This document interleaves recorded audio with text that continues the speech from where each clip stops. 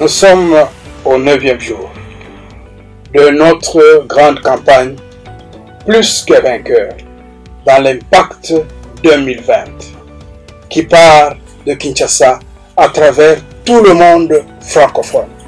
Nous remercions l'Éternel pour ce qu'il est en train d'accomplir et ce qu'il a déjà accompli en notre faveur. Nous allons devoir chanter le cantique d'ouverture. Après ce cantique, le pasteur Mbaya va nous conduire dans la prière d'ouverture.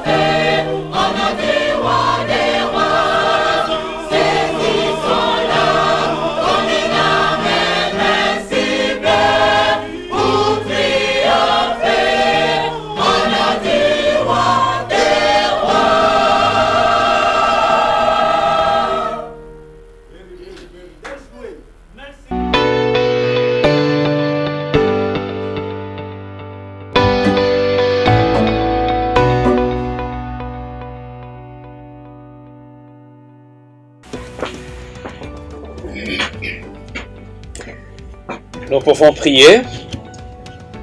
Seigneur notre Dieu, nous voulons glorifier ton Saint-Nom parce que jour après jour, tu y es en train de nous visiter de manière spéciale. Nous ne cesserons jamais de te dire merci pour ces précieuses âmes qui sont en train d'être baptisées jour après jour. Continue à affermir leur foi. Alors que ce soir nous nous présentons encore au devant de ta face pour recevoir la nourriture spirituelle, dispose nos cœurs. Utilise ton serviteur, Pasteur Alain Corali, en lui comblant d'une double portion de ton Esprit Saint. Et permets que le message qu'il nous a préparé aujourd'hui venant de toi puisse trouver le chemin de notre cœur. Permets, Seigneur notre Dieu, que cette parole puisse continuer à délivrer des multitudes, de toutes les chaînes.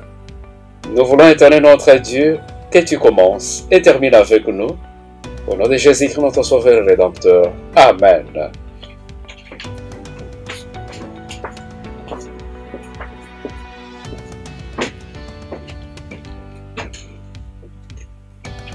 Aujourd'hui, tout de suite, la place à la chorale.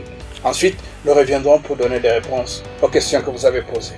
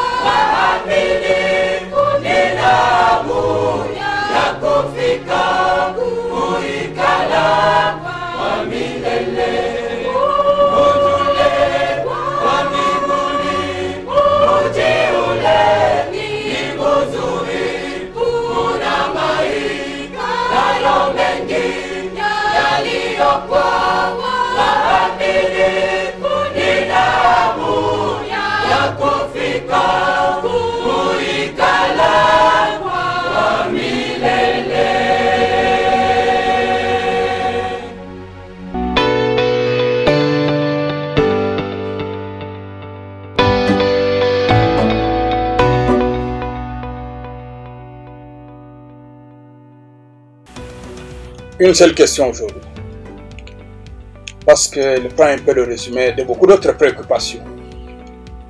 Y a-t-il un signe ou des signes extérieurs, sensibles, visibles, pour que je puisse me déclarer ou déclarer quelqu'un qu'il est né de nouveau?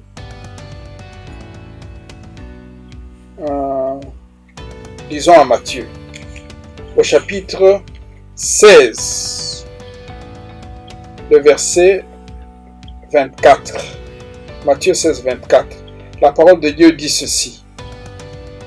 Alors Jésus dit à ses disciples, « Si quelqu'un veut venir après moi, qu'il renonce à lui-même, qu'il se charge de sa croix et qu'il me suive. » La nouvelle naissance. En tout cas, aujourd'hui, dans la conjoncture que nous connaissons, c'est une expérience rare. Je ne dis pas impossible.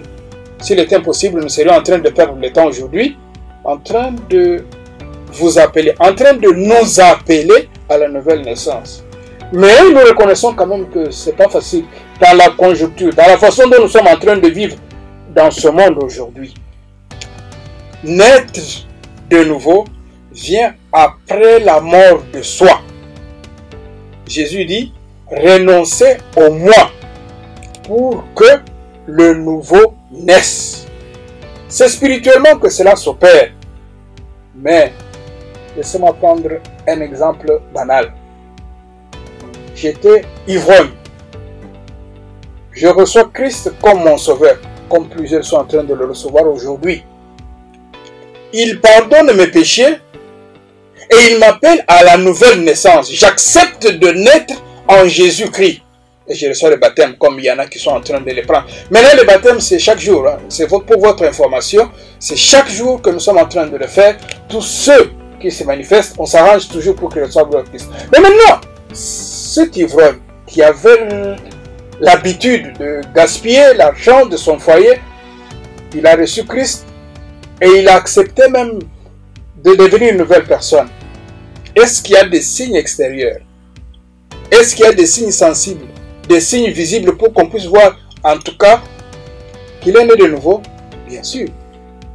Je ne suis pas en train de parler des hypocrites qui donnent l'impression d'appartenir à Jésus, mais qui intérieurement, ils n'ont pas encore changé. Non.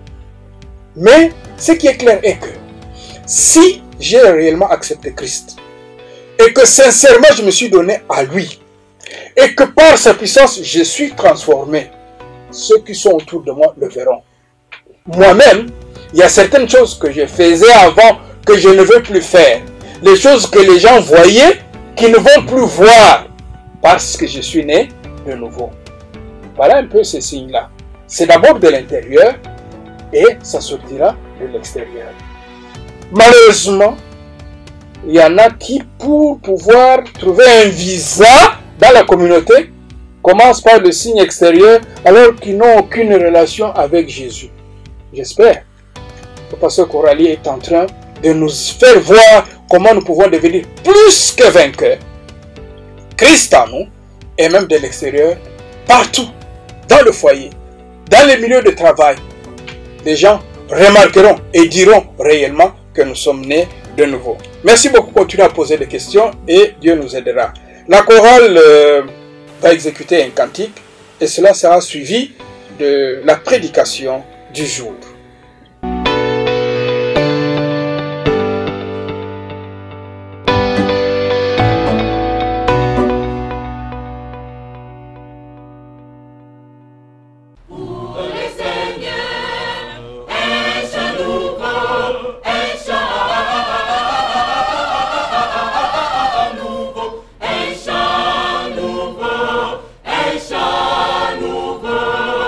Pour le Seigneur.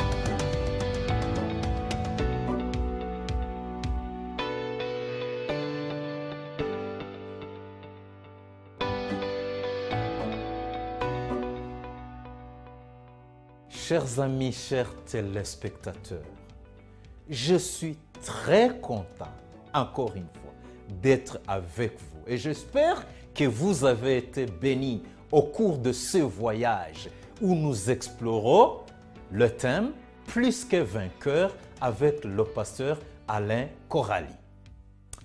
Mais, comme d'habitude, avant de vous annoncer le sujet d'aujourd'hui, Madame Caroline Corali nous présente la vie familiale. Bienvenue, Madame. Bonsoir. Bienvenue à nouveau dans notre rubrique santé.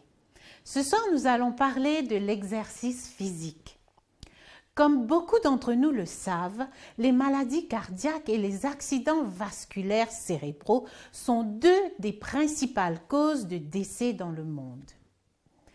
Qui parmi nous ne connaît pas ou n'a pas entendu parler d'une personne qui est morte à la suite d'une crise cardiaque ou d'un accident vasculaire cérébral ou dont le mode de vie a été fortement endommagé à cause de l'une ou l'autre de ces causes?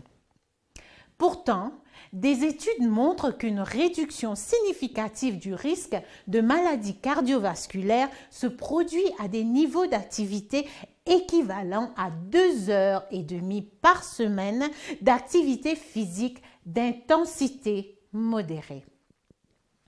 Il est prouvé qu'une activité physique plus intense, jusqu'à 1 heure par jour, entraîne une réduction supplémentaire du risque de maladies cardiovasculaires. En d'autres termes, l'exercice physique peut jouer un rôle important dans la réduction de notre risque de crise cardiaque ou d'accident vasculaire cérébral. En outre, en vieillissant, nous devons nous poser la question de la solidité de nos os. La diminution de la densité osseuse au cours du vieillissement peut être ralentie par une activité physique régulière, commençant à 1h30 par semaine et se poursuivant jusqu'à 5 heures par semaine. Des études de recherche sur l'activité physique visant à prévenir la fracture de la hanche montrent que la pratique de 2 à 5 heures d'activité physique par semaine d'intensité au moins modérée est associée à un risque réduit. D'autres études montrent que ceux qui pratiquent régulièrement au moins 2 à 2h30 d'activité aérobie d'intensité modérée par semaine ont un risque plus faible de développer un diabète de type 2 que les personnes inactives. Le fait est que lorsque nous parlons d'exercice, nous ne parlons pas de compétition aux Jeux olympiques. Nous ne parlons pas de courir le marathon de Boston. Nous parlons de ce qui est en réalité un exercice modéré. C'est tout ce dont la plupart d'entre nous auront besoin un jour. Bien sûr, les adultes souffrant d'un handicap chronique devraient consulter leur prestataire de soins de santé pour connaître les types et les quantités d'activité qui leur conviennent. Tant que l'activité est à la portée de chacun, elle devrait être sans danger. En d'autres termes, si vous voulez reporter vos funérailles, faites de l'exercice régulièrement. Les exercices physiques sont généralement regroupés en 3 types et ont des effets différents sur le corps. Les exercices de flexibilité, tels que les étirements, améliorent l'amplitude des mouvements des muscles et des articulations. Les exercices aérobiques, tels que le cyclisme, la natation, la marche, la corde à sauter ou le jogging, visent à augmenter l'endurance cardiovasculaire. Les exercices de résistance, tels que l'entraînement au poids, augmentent la force musculaire et réduisent ou préviennent la perte osseuse associée à la ménopause. Comment connaître l'intensité de nos exercices? De nombreux médecins encouragent les gens à accumuler au moins 2h30 par semaine d'activité physique d'intensité modérée, comme la marche rapide. Certains médecins, à juste titre, encouragent la marche rapide plutôt que la course à pied. La marche plaît à beaucoup de gens parce qu'elle peut être pratiquée presque partout et à tout moment. Elle est amusante, pratique, peu coûteuse et peut être pratiquée seule ou avec des amis. Elle ne nécessite pas non plus d'équipement particulier. Des chaussures et des vêtements de marche confortables sont tout ce dont vous avez besoin. L'exercice et l'activité physique peuvent être agréables. Ils vous donnent l'occasion de vous détendre, de profiter du plein air ou simplement de vous adonner à des activités qui vous rendent heureux. L'activité physique peut également vous aider à établir des liens avec votre famille ou vos amis dans un cadre social agréable. J'aimerais conclure avec ce texte biblique dans 1 Corinthiens 6, les versets 19 à 20. Le verset 19 commence comme cela.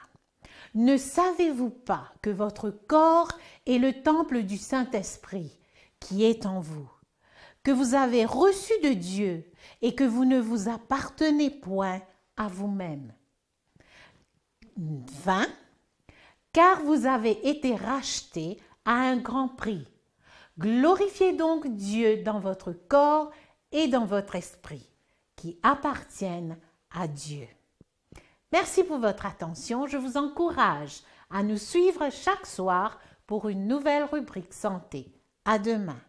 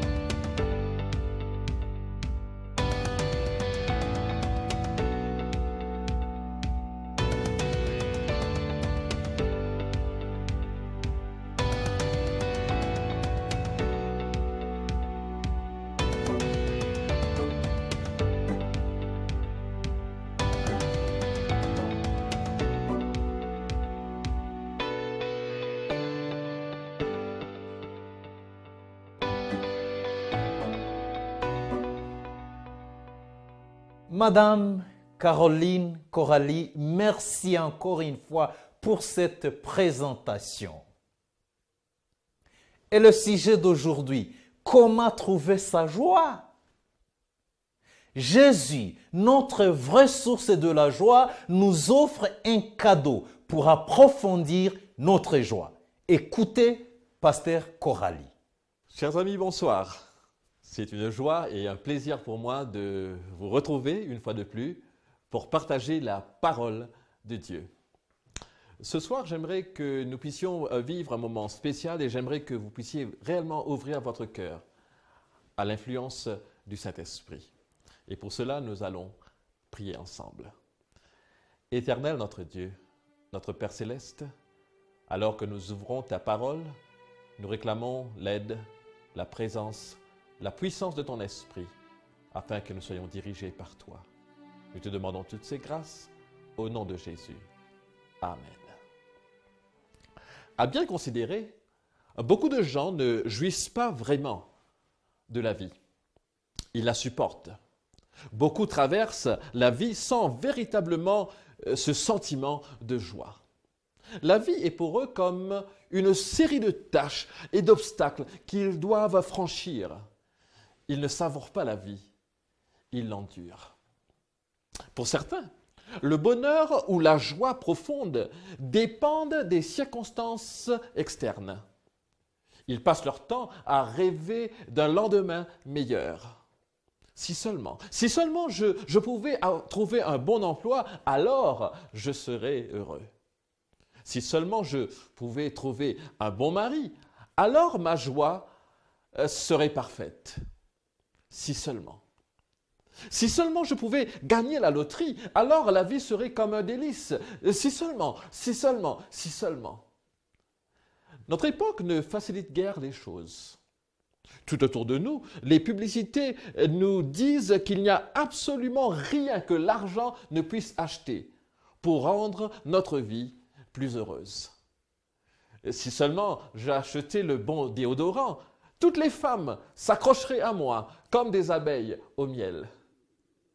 Si seulement j'arrivais à me procurer ce dentifrice qui rend les dents plus blanches que l'éclair, alors tous les jeunes gens me trouveraient belle. Chers amis, tout cela ne sont que des leurres, des mirages, qui nous font croire que la joie ou le bonheur s'achètent comme si on achetait du pain ou des tomates. La Bible nous révèle la vraie source de joie. Et c'est ainsi que dans Jean 15, le verset 11, Jésus nous dit « Je vous ai dit ces choses, afin que ma joie demeure en vous et que votre joie soit parfaite. » La joie que nous devons avoir en tant que chrétiens est la joie de Jésus. Ici, il dit « ma joie ». Jésus veut prendre sa joie et la placer en nous. Peut-être n'avez-vous jamais pensé à Jésus en tant qu'un être qui a été rempli de joie. Nous pensons souvent de Jésus en tant qu'homme de douleur. Pourtant, Hébreux, le chapitre 1er, le verset 9 nous dit que Dieu a oint le Seigneur Jésus d'une huile d'allégresse, une huile de joie au-dessus de ses compagnons. Jésus n'était pas un homme coincé, sans joie. Au fait, les enfants étaient attirés à lui. Il accomplit son premier miracle à un mariage. Il était si plein de vie que ses ennemis l'appelaient un buveur de vin et un glouton. Il ne l'était pas, bien sûr. Mais il y avait chez lui cette véritable joie. Et cette joie, Jésus veut nous la donner. Pendant ces derniers jours, alors que vous avez suivi ces conférences, vous avez commencé à mieux connaître ce Jésus. Et si vous l'avez accepté comme votre Sauveur, comme votre Seigneur, vous ressentez sans doute en vous, à l'instant même, une nouvelle joie. D'où ma question. Comment approfondir cette joie? Ésaïe 58, le verset 13 et 14, nous en donne la réponse. La parole de Dieu nous dit ceci. « Si tu retiens ton pied pendant le sabbat, pour ne pas faire ta volonté en mon saint jour, si tu fais du sabbat tes délices, pour sanctifier l'Éternel en le glorifiant, si tu l'honores en ne suivant point tes voies, en ne te livrant pas à tes penchants et à de vains discours, alors tu mettras ton plaisir. » D'autres versions disent « alors tu mettras ta joie en l'Éternel. Et je te ferai monter sur les hauteurs du pays. Je te ferai jouir de l'héritage de Jacob ton père, car la bouche de l'Éternel a parlé. » Nous trouvons ici 3 promesses divines. Dieu nous dit à chacun d'entre nous, si tu mets ton plaisir en moi, si tu me glorifies en observant le sabbat, premièrement, tu trouveras ta joie en moi. Pas de fausse joie, mais la vraie joie, une joie simple et profonde. Dieu ensuite nous promet qu'il nous fera monter sur les hauteurs du pays. Et ici, Dieu ne parle pas d'une ascension d'une montagne, bien sûr. Il parle ici de hauteur spirituelle, le fait d'être comblé quand nous entrons dans la joie du sabbat. Et Dieu promet aussi une troisième chose en disant « Je te ferai jouir de l'héritage de Jacob ». Qu'est-ce que l'héritage de Jacob? Qu'a-t-il promis à l'ancien Israël? Qu'a-t-il promis à nous qui sommes en Christ aujourd'hui? J'ai consulté les meilleurs commentaires bibliques à ce sujet et voici ce qu'ils disent. Quand Dieu parle de l'héritage de Jacob, il parle d'abord de la sainteté du caractère. Ici, on parle de transformation radicale. Ensuite, Dieu nous parle ici de bénédiction concernant notre santé. Chers amis, vous pouvez être milliardaire, mais si vous n'êtes pas en bonne santé, cela ne sert absolument à rien. Dieu promet aussi un intellect supérieur. Y a-t-il quelqu'un à l'école ou à l'université qui peut-être lutte dans ses études? Dieu promet que nous serons au premier rang en matière de sagesse et de compréhension quand nous mettons le sabbat en premier dans notre vie. Ensuite, on nous parle des compétences en agriculture et en élevage. Êtes-vous fermier ou agriculteur? Dieu fait la promesse qu'il nous bénira aussi dans ce domaine. Ensuite, Dieu parle d'un savoir-faire supérieur. Êtes-vous constructeur ou mécanicien ou couturière? Dieu promet qu'il vous donnera le savoir-faire technique qui vous mettra au sommet de votre art. C'est la promesse de Dieu. Et enfin, Dieu parle de grandeur nationale.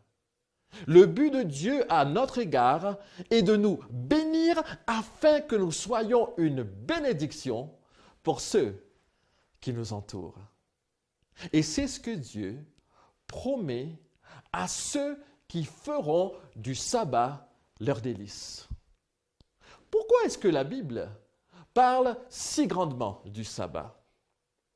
Tout simplement parce que le sabbat est un don merveilleux de Dieu, un don qui remonte à la création.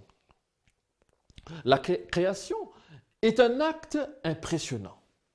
Le livre de la Genèse nous décrit comment en 6 jours Dieu amena le monde à l'existence.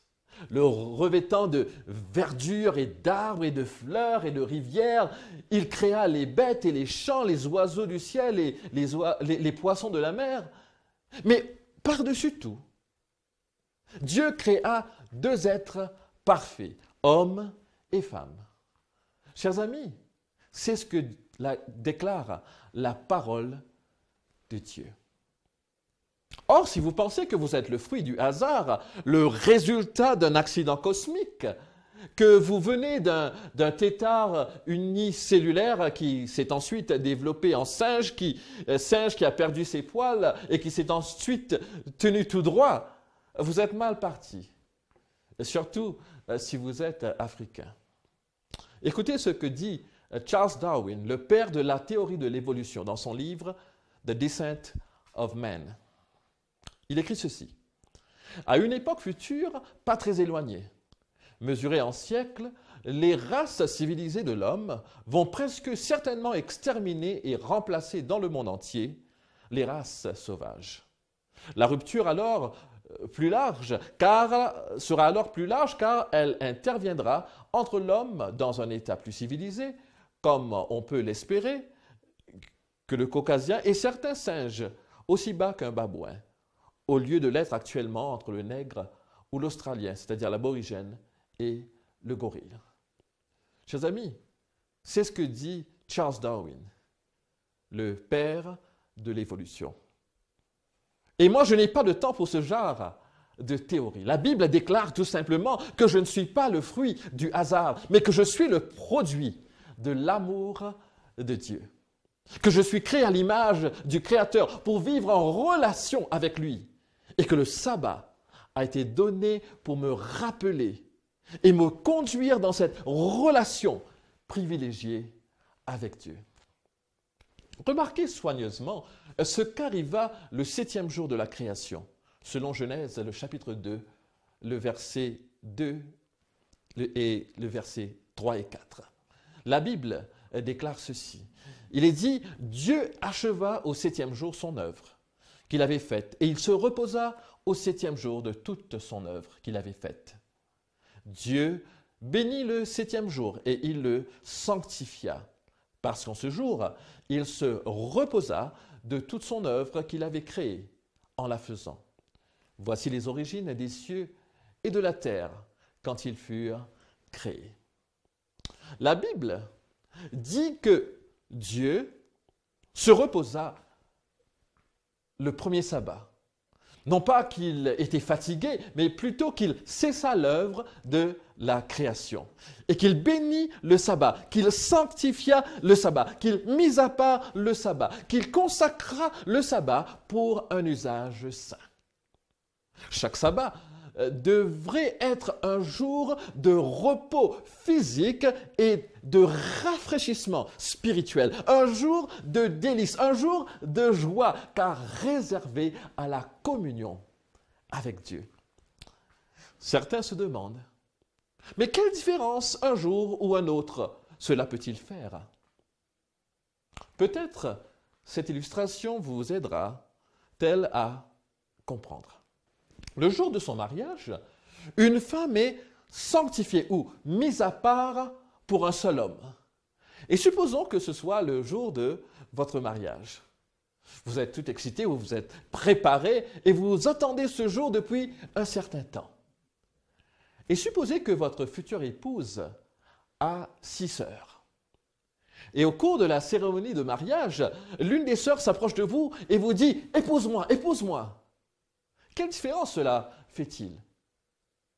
1 sur 7 fera aussi bien l'affaire. Chacune des 7 sœurs est aussi bonne que l'autre. En tant que mari, vous pourriez dire « Mon épouse a été choisie, mon épouse a été sanctifiée, mise à part, consacrée à moi. » Il en est de même pour le sabbat. Dieu prit un jour, le 7e, le choisit, le sanctifia, le mit à part et le consacra lui-même. Chers amis, le sabbat est un jour béni et sanctifié. Voici ce que dit Jésus à ce sujet.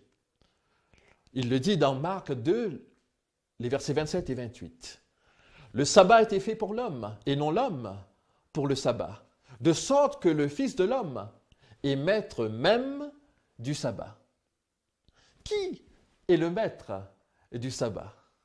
C'est Jésus lui-même, car il est le Créateur.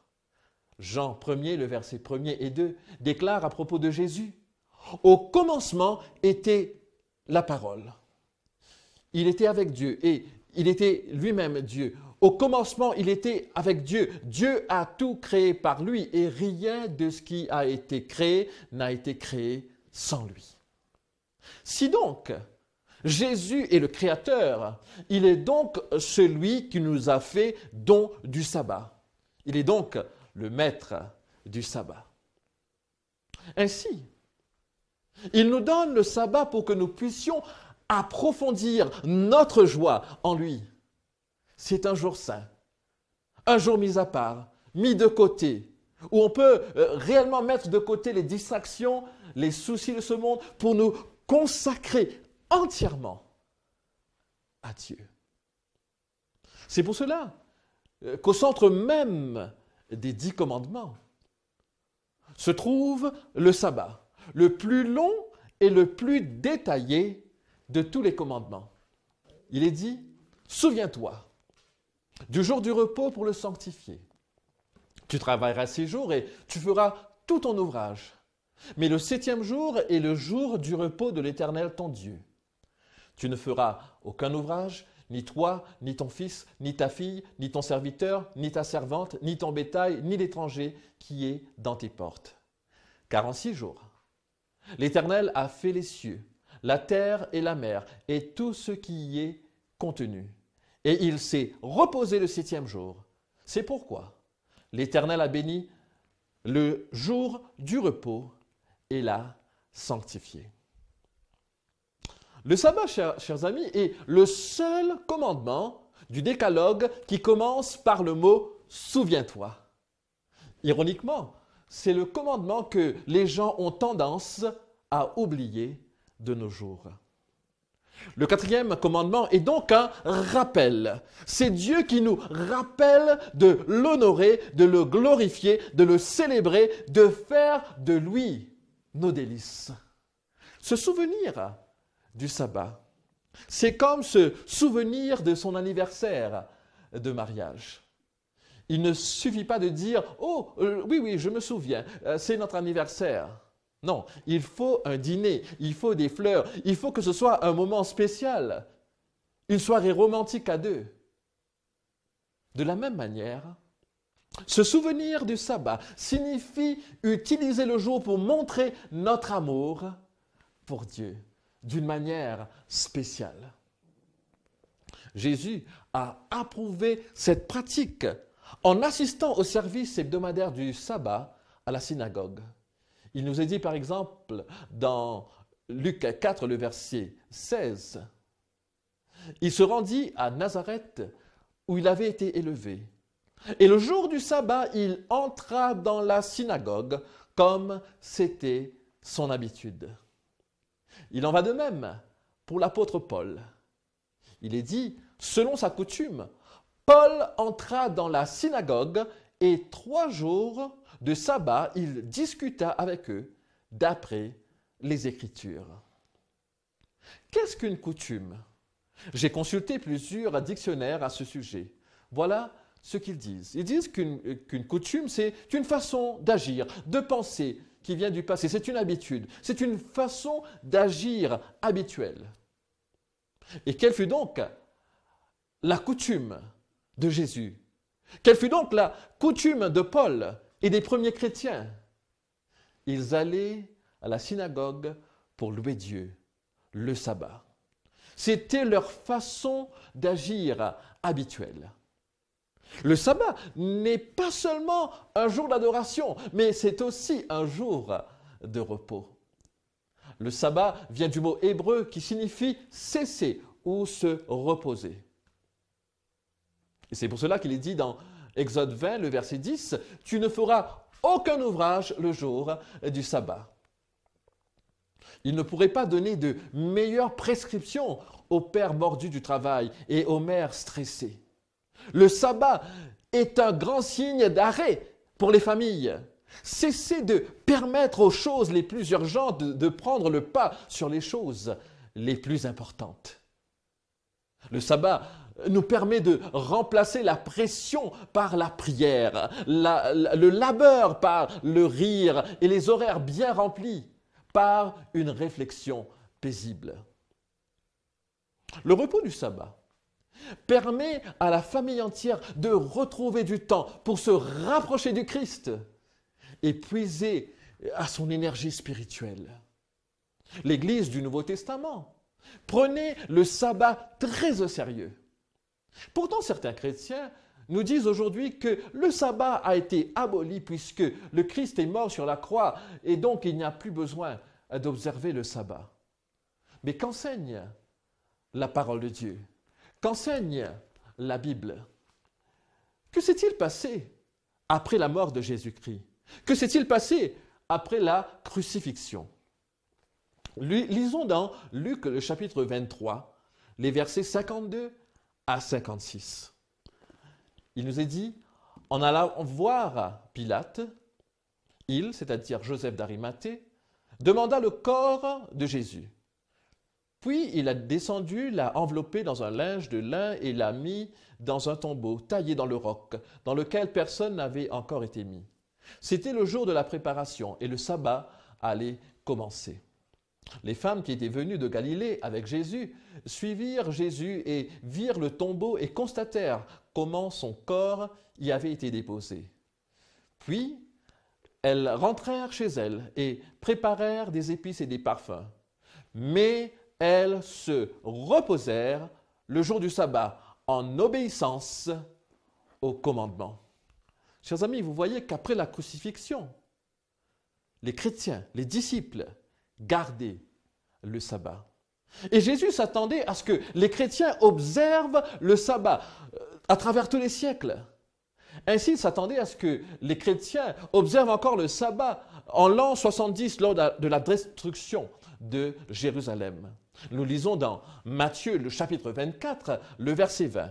« Priez pour que votre fuite n'arrive pas en hiver ni un jour de sabbat. » Le sabbat est comme un fil d'or qui court de la Genèse à l'Apocalypse. Et ce dernier livre nous décrit ceux qui sont prêts à rencontrer Jésus lors de son retour en gloire. Apocalypse 14, le verset 12 déclare « C'est ici la persévérance des saints qui gardent les commandements de Dieu et la foi de Jésus. » Jésus a dit dans Jean 14, le verset 15 « Si vous m'aimez, gardez mes commandements. » Et ces commandements comprennent aussi le sabbat. L'un de ces commandements nous dit « Souviens-toi du jour du repos pour le sanctifier. » Voulez-vous suivre votre Créateur maintenant? Voulez-vous trouver votre joie en lui? Voulez-vous suivre l'exemple de Jésus et des apôtres en adorant le Créateur le jour du sabbat, le 7e jour? La question du sabbat, ce n'est pas seulement quel jour nous observons. Non, mes amis, la question du sabbat, c'est suivre Jésus jusqu'au bout. C'est se tenir aux côtés d'Adam et Ève lorsqu'ils adorèrent Dieu le premier sabbat de l'histoire du monde. C'est obéir au commandement de Dieu avec Moïse lorsque Dieu dit « Souviens-toi du jour du repos pour le sanctifier ». C'est adorer Dieu le même jour qu'Ésaïe, Jérémie, Daniel ou tous les autres géants de la foi de l'Ancien Testament qui adorèrent Dieu le sabbat. C'est louer Dieu chaque sabbat comme les premiers chrétiens avec Paul, Jacques, Pierre et Jean. Et c'est appartenir au peuple de Dieu des derniers temps qui, d'après l'Apocalypse, gardent les commandements de Dieu et ont la foi de Jésus. Chers amis, le sabbat fut institué avant l'apparition du péché sur la terre et sera encore célébré après que le péché aura été banni de la terre à tout jamais. Nous lisons dans Ésaïe, le chapitre 66, le verset 22 et 23. « Car comme les nouveaux cieux et la nouvelle terre que je vais créer subsisteront devant moi, dit l'Éternel, à chaque nouvelle lune et à chaque sabbat, toute chair viendra se prosterner devant moi, dit l'Éternel. » Ainsi, chers amis, le sabbat était célébré avant l'apparition du péché sur la terre et elle sera encore célébrée sur la nouvelle terre. Donc, n'est-il pas raisonnable de penser que le peuple de Dieu doit célébrer le sabbat à notre époque? Chers amis, en Christ, nous pouvons être plus que vainqueurs des pratiques, des traditions qui parfois nous empêchent de vivre pleinement pour Jésus, de le suivre pleinement, d'avoir sa joie en nous. Je terminerai comme j'ai commencé, avec ce texte d'Ésaïe, le chapitre 58, les versets 13 et 14. Il nous est dit: si tu retiens ton pied pendant le sabbat pour ne pas faire ta volonté en mon saint jour, si tu fais du sabbat tes délices pour sanctifier l'Éternel en le glorifiant, et si tu l'honores en ne suivant point tes voies et en ne te livrant pas à tes penchants et à de vains discours, alors tu mettras ton plaisir, alors tu mettras ta joie en l'Éternel, et je te ferai monter sur les hauteurs du pays. Je te ferai jouir de l'héritage de Jacob, ton père, car la bouche de l'Éternel a parlé. Chers amis, Dieu veut que nous puissions le suivre fidèlement. Jésus est Seigneur et Jésus est le maître du sabbat. Jésus est celui qui nous a créés, celui qui nous a donné la vie, celui qui nous a sauvés, celui qui nous a restaurés. Et il nous donne une preuve de son amour infini en nous donnant le don du sabbat. jour de repos, jour de sanctification, jour où nous pouvons communier avec lui, vivre une expérience intense, vivre dans sa présence d'une façon toute spéciale. Et c'est ce que procure le sabbat. C'est ce moment où nous pouvons être en contact avec Jésus d'une façon toute spéciale.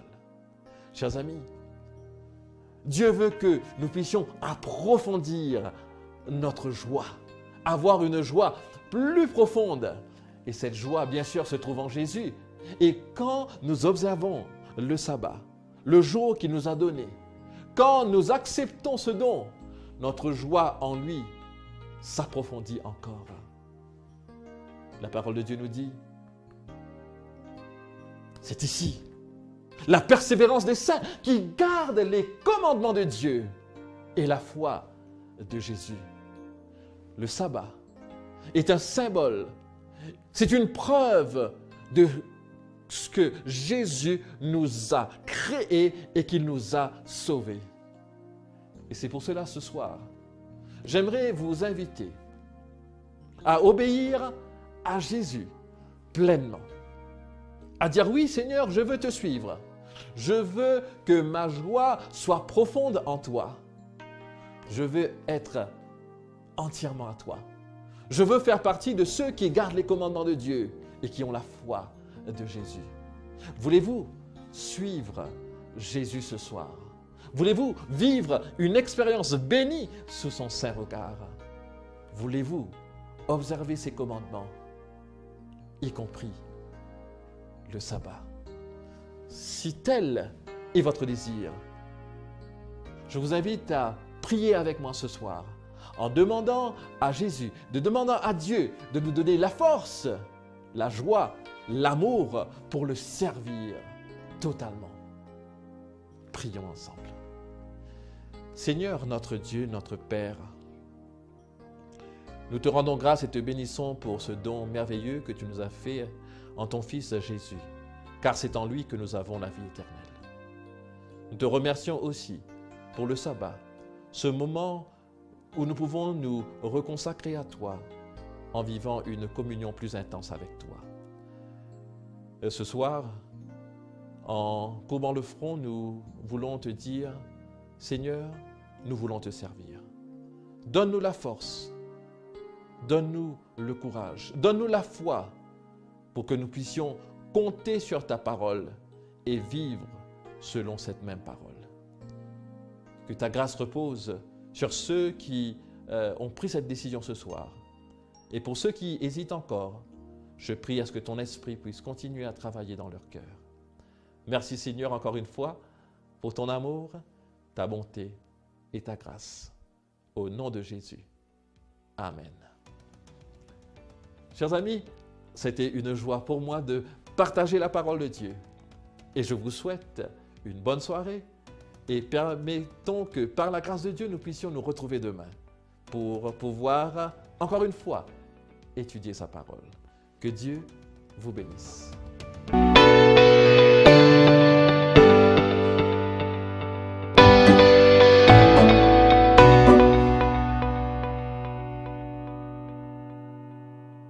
Nous disons merci à Pasteur Coralie. Nous disons merci à Madame Caroline. Tellement qu'ils se sont abandonnés entre les mains de Dieu. Et l'Éternel est en train de toucher les cœurs de ses enfants à travers leurs enseignements. Encore un cantique avant que nous puissions clôturer pour ce jour.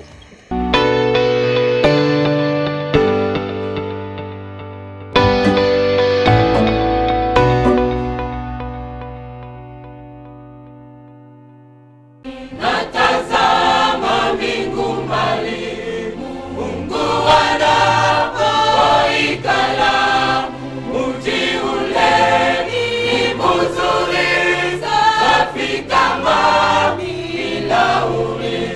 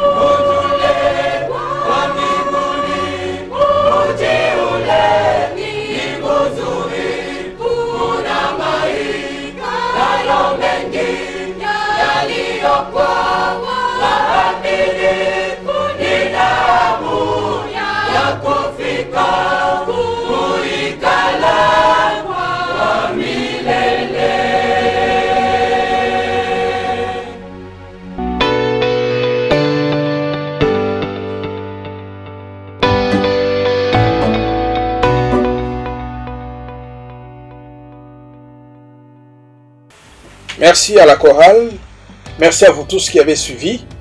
Le temps que vous êtes en train de donner pour le Seigneur n'est pas un temps perdu. Soyez sûrs, il vous le rendra au centuple. Et surtout que ce temps, nous sommes en train de le consacrer pour nous rapprocher de lui. Continuez à rester en contact avec nous. Continuez à envoyer vos requêtes. Vos frères et vos sœurs vont être en communion avec vous pour la prière. Et nous sommes sûrs que le ciel est à notre disposition et que l'Éternel va nous exaucer. Bonsoir chez vous et nous prenons le rendez-vous pour demain.